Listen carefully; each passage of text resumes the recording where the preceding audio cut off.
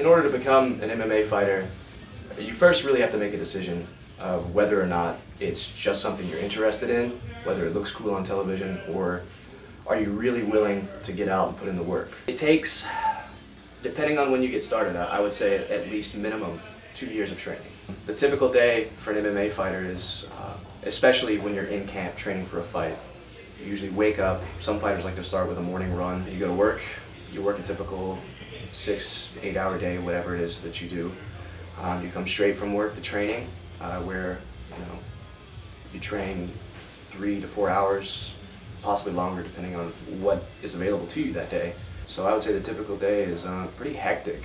There's not a lot of free time, and then by the time you do get home, it's 10 o'clock at night, and then hopefully it's time to wind down and go back to sleep and do it all over again. Really, the main focus of your training should be what goes on the mats, in the ring, and in the cage with your training partners. If a fighter's not confident, if a fighter is holding something in, if they're going to be stressed out, they can't focus on the task at hand, it's going to be a detriment. When you're training and when you're fighting, you have to be completely present. You can't think about tomorrow, you can't think about yesterday, it's got to be right there. It really takes, physically, it takes the peak of athleticism.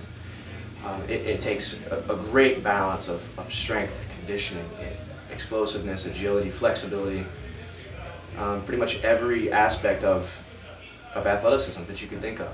I'd say it's 2 parts insanity, 1 part courage, and the ability to separate yourself from what happens physically. I might like the training, but I don't want to get my bones broken at this age.